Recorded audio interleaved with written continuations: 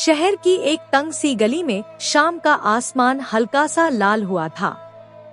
सड़क के किनारे किनारे दुकानदार अपनी अपनी दुकानें समेटने की तैयारी कर रहे थे। उसी भीड़ के बीच एक पुराना सा लकड़ी का ठेला खड़ा था, जिस पर लगे बल्ब की हल्की पीली रोशनी दूर से ही बता रही थी कि कोई मेहनती इंसान अब भी अपनी रोजी की जंग लड़ रहा है। वही ठेला चलाते थे रफीक, जिनके साथ बैठा था उनका 11 साल का बेटा अयान, एक पतला दुबला मासूम आंखों वाला बच्चा। दिन में स्कूल और शाम को ठेले पर पापा का हाथ बंटाना, यही उसकी जिंदगी थी। संघर्ष का सफर। रफीक हर दिन दोपहर को ठेला लेकर निकलते थे, सब्जी बेचने के लिए। अयान स्कूल से आते ही बैग एक तरफ रख देता और पापा के साथ ठेले पर बैठ जाता। किसी बच्चे के लिए यह खेलकूद का वक्त होता है, पर अयान के लिए यह उसके पापा के साथ खड़े होकर उनके सपनों को थामने का वक्त था। अयान किताबें खोलकर वहीं ठेले पर बैठ जाता। सड़क की आवाजें, हॉर्न की बीप बीप, लोगों की आवाजें, लेकिन वह पढ़ाई में डूबा रहता। कभी कभी ग्राहक आते तो रफीक आवाज देते, अयान, किलो प्याज तौल दे बेटा। अयान किताब बंद करता, मुस्कुराकर प्याज तौल देता और फिर चुपचाप वापस पढ़ाई में लग जाता। कुछ लोग हंसते, कुछ तारीफ करते, अरे वाह, बच्चा भी ठेला चलाता है और पढ़ाई भी करता है। लेकिन कुछ लोग तंज भी मार देते, ये पढ़ाई लिखाई सब दिखावा है। ठेला वाले के बच्चे कभी आगे नहीं बढ़ते। ये बातें रफीक के दिल में तीर बनकर चुभती, पर वह चेहरे पर कुछ नहीं दिखाते। वो बस एक बात बार बार कहते, अयान, पढ़ता रहना। एक दिन तू ठेला नहीं चलाएगा बेटा, ठेला खरीदने वालों को नौकरी देगा। अयान हर बार पापा की आंखों में चमक देखता और धीरे से कहता, हाँ पापा, मैं करूँगा। पुरानी किताबें, नए सपने। अयान को पढ़ाई से बहुत प्यार था, खासकर मैथ और साइंस। लेकिन किताबें खरीदना आसान नहीं था। नई किताबें उसके लिए एक सपना थी। एक दिन स्कूल में टीचर ने बताया कि अगले हफ्ते टेस्ट है। अयान के पास नई कॉपी भी नहीं थी। वह चुपचाप पुरानी कॉपी के खाली पन्ने खोजने लगा। यह देखकर रफीक बेचैन हो गए।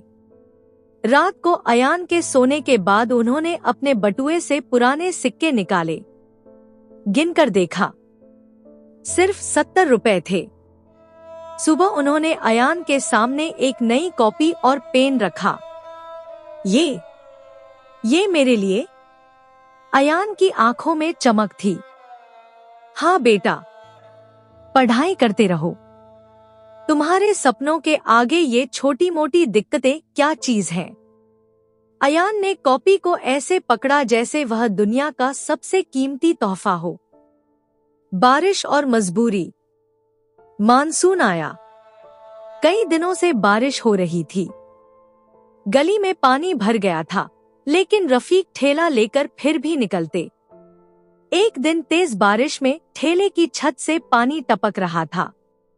अयान किताबें बचाता हुआ कोने में बैठा था। तभी एक तेज हवा चली और ठेले की दरी उड़ गई। सब्जियां पानी में तैरने लगी। ग्राहक भी नहीं आए। रफीक का चेहरा उतरा हुआ था। शाम को सिर्फ 90 रुपए की कमाई हुई। अयान ने डरते डरते पूछा, पापा, आज इतना कम क्यों हुआ? रफीक ने सिर पर हाथ रखा। बेटा, बारिश में लोगों को क्या जरूरत सब्जी लेने की? पर चिंता मत कर, कल अच्छा होगा। लेकिन कल भी अच्छा नहीं हुआ, और अगले दिन भी नहीं। घर का राशन खत्म होने लगा। बिजली का बिल बकाया था। स्कूल की फीस न भर पाने का डर अलग था। अयान पहली बार पापा को इतना टूटे हुए देख रहा था। उस रात वह चुपचाप पापा के पास बैठ गया। पापा, मैं बड़ा होकर आपको कभी रोने नहीं दूंगा। रफीक ने मुस्कुराते हुए उसके बालों पर हाथ फेरा। तू तो अभी से मुझे संभाल रहा है बेटा। एक छोटा मौका, बड़ी उम्मीद। एक दिन स्कूल में एक स्कॉलरशिप टेस्ट की घोषणा हुई। टीचर ने कहा, जिस बच्चे के नंबर सबसे ज्यादा आएंगे उसे साल भर की फीस फ्री और किताबें भी मिलेंगी। अयान सुनकर खुश तो हुआ, लेकिन डर भी गया। ठेले पर पढ़ाई में हमेशा बाधा आती थी, कभी ग्राहक, कभी शोर, कभी थकान। लेकिन पापा ने कहा, बेटा, यह मौका दोबारा नहीं आएगा। मैं आज से ठेले पर अकेला काम करूंगा, तू घर जाकर पढ़ाई कर। अयान रो पड़ा। नहीं पापा, मैं आपको अकेला नहीं छोड़ सकता। रफीक ने उसकी आंखों में देखते हुए कहा, तू मेरी मदद ऐसे करेगा कि एक दिन हमारी जिंदगी बदल देगा। अयान को पहली बार पढ़ाई बोझ नहीं, एक जिम्मेदारी महसूस हुई। मेहनत का संघर्ष। अयान रोज 4-5 घंटे पढ़ाई करता। रात को नींद आती, लेकिन वह पापा को याद करके आंखों को जगाए रखता। कई बार बिजली चली जाती तो वह मोमबत्ती जलाकर पढ़ता। कभी भूख लगती, पर माँ कह चुकी थी, पहले पढ़ाई खत्म करो, खाना बाद में भी हो जाएगा। पापा रोज लौट कर कहते, कैसा रहा पढ़ाई बेटा? अयान बस मुस्कुरा देता, पापा, इस बार मैं जरूर जीतूंगा। रिजल्ट का दिन। स्कूल के बाहर भारी भीड़ थी। नोटिस बोर्ड के सामने बच्चे दौड़ रहे थे। अयान का दिल जोर जोर से धड़क रहा था। उसने लिस्ट ढूंढी। पहला पेज नाम नहीं, दूसरा पेज नाम नहीं, तीसरा पेज। और अचानक उसकी नजर रुकी। अयान रफीक रैंक 1। उसकी आंखें नम हो गईं। वह चिल्लाना चाहता था, लेकिन आवाज गले में ही अटक गई।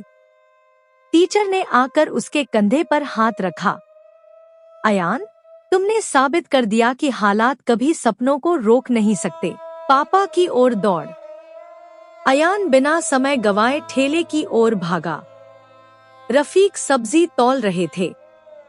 अयान दूर से ही चिल्लाया, पापा, पापा, मैं पास हो गया। पहला नंबर आया। रफीक ने पहले तो समझा कि बच्चा मजाक कर रहा है, लेकिन जैसे ही उन्होंने मार्कशीट देखी, उनकी आंखें भर आईं। वह अयान को जोर से गले लगा बोले, आज तूने मेरी जिंदगी की सबसे बड़ी जीत दिला दी बेटा। मैं ठेला चलाता हूँ, लेकिन आज तूने मुझे दुनिया का सबसे अमीर इंसान बना दिया। अयान की आंखों से भी आंसू बह रहे थे।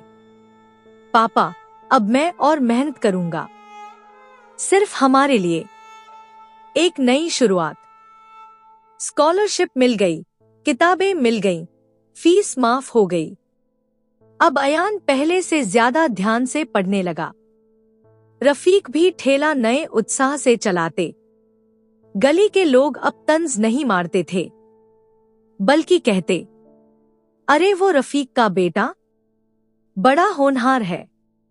अयान हर रोज वही ठेले की रोशनी में बैठकर पढ़ता था, लेकिन अब उसे पता था कि यह ठेला उसकी मजबूरी नहीं, उसकी पहचान है, जिसने उसे मेहनत सिखाई, धैर्य सिखाया और सपनों को उड़ान दी। अंतिम पंक्तियां। जिंदगी की दौड़ में भले ही उनके पास दौड़ने के लिए जूते नहीं थे, लेकिन उनके सपने इतने मजबूत थे कि नंगे पैर भी मंजिल छू सकते थे। अयान पढ़ाई करता रहा, पापा पर बोझ नहीं बनने दिया। और एक दिन वही गरीबी, वही ठेला, वही गली उसके कामयाबी के सफर की सबसे कीमती यादें बन गई।